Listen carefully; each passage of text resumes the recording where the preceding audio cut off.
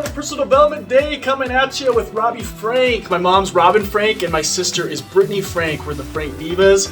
We're coming at you with another concept of personal development. So today we're going to be talking about identity versus behavior and what to really focus on, because a lot of times we just focus on the behavior and we don't understand really deep down in the root is this, we have kind of a problem with the identity. So first concept we're going to go into is kind of focusing on identity. But before we kind of go into that, and as we kind of explain it, we're going to talk about this concept called PsychoCybernetics. So it's a book that's been out for a while. It's kind of like Think and Grow Rich in the realm of like identity. It's been out for a long time. A lot of people nowadays have kind of referenced or pulled concepts or content from this book.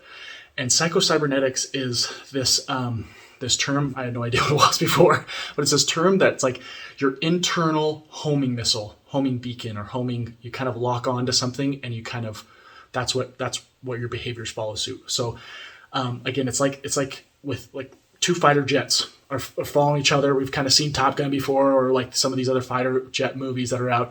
Once the plane gets locked on over here, you shoot the missile, the homing missile, heat-seeking missile, and what happens? They could be flying around, change direction, or even like a big gust of wind could change it and push it off course. What happens? Because it's locked on target, it will recalibrate, it'll refix its position to go and head for the target. Okay? So in our lives, if we've got an identity based on something over here, let's just say health. Health is a good one that's like pretty easy for a lot of us to kind of focus on.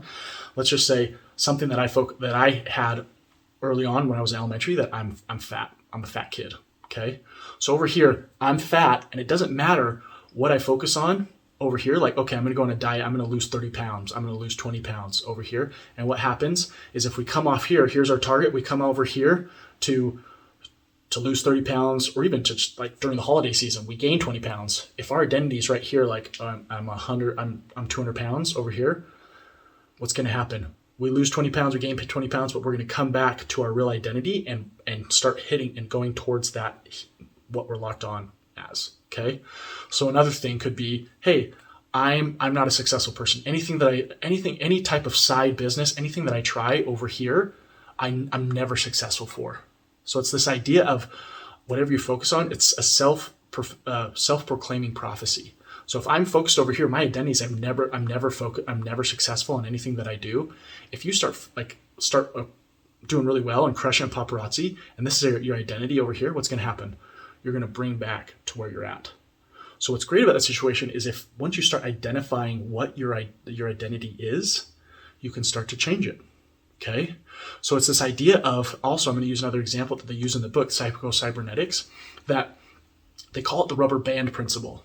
Okay, and what they say in the book is they kind of phrase the question: if you had a rubber band around your hands right here, and you were able to pull it out as far as you can, how long do you think you could hold it there? A couple hours, a couple days, a week? I mean, no matter what, it's like you're going to get sleep deprived if you're holding it forever, and you're going to snap back. So it's similar to what I was just talking about with PsychoCybernetics. If we're focused on, hey, I'm not successful. Hey, I'm fat. I'm a 200 pound person. Hey, I'm only worth 60,000 a year. I'm only worth 40,000 a year over here. It doesn't matter if you get a $20,000 bonus or you're in a kind of a drought and like COVID happens and you lose your money. You're going to swing back and you're going to self-correct and start going towards that identity. So another term that I've heard as well is kind of this thermostat. If your internal thermostat, let's say for financial, is set for 70 degrees, or let's say $50,000, doesn't matter if the door opens during the summer and it gets up to 80 degrees, you get a bonus. Or during the winter, you open up the door and it drops down to 50. Eventually, once you close the doors, the thermostat's going to kick on to recalibrate to whatever you're set on. Okay, so as we focus on the identity, another really cool book that talks about the identity versus behavior is Atomic Habits. Really super cool book by James Clear, and he uses as an example of even like a runner. You talk to a runner, think about in your life of some of those people that are just like, they don't need motivation. They're just good at what they do. They just do it. So like you talk to a runner, hey, like, how was your week? Oh, I ran like 50 miles. Like, dude, how the heck did you run? How did you run 50 miles this last week? I can barely summon up the motivation to get in a couple miles when I'm trying to be good with my health, right? And like they kind of think about it, I was just like, what motivation? I'm a runner. So he self-identified himself as a runner. So he doesn't need willpower. So if you start changing your identity enough, your behaviors are going to follow suit. You do what you say you're going to do. I do what I believe. I believe I'm a runner. Okay. So in my own personal life, I've always been very organized. I've been very clean. And whenever I've gone anywhere, whenever I've lived in different places. So people looking in have asked me, how are you so organized? How are you so like set in these different things? And I'm just like, I honestly, like legit, like I don't need willpower. It's not even a second thought in my mind. It just comes like just who I am.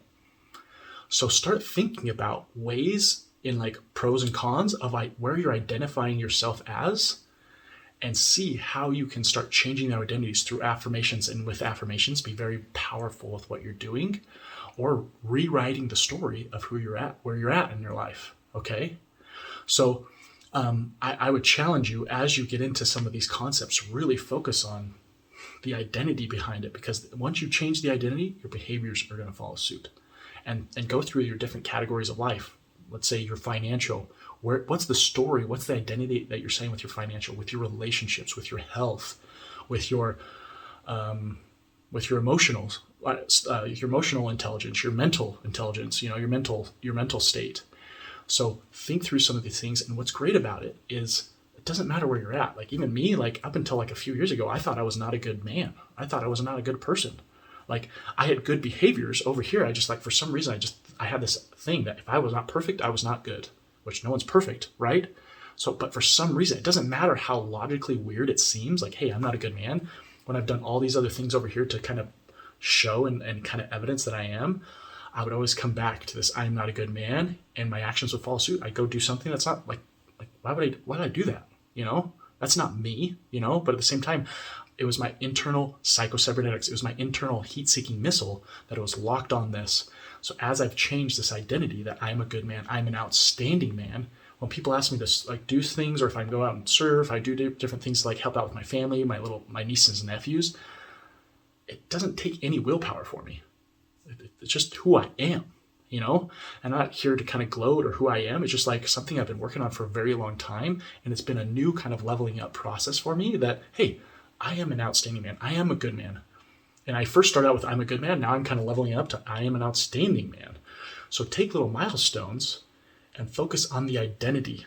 And when you're doing this process, try and think of an identity that can kind of carry on to other realms of your life. Okay. So if there's this idea that if you focus on something like growing up, like soccer or lacrosse, I played lacrosse growing up. Hey, I'm an amazing lacrosse player. Once that's done, if I don't identify myself as a lacrosse player after high school or college, kind of my identity's gone now. So if I kind of self-identify myself as I am a hard worker and I can figure anything out over here, that can carry over from sports to business to relationships, anything.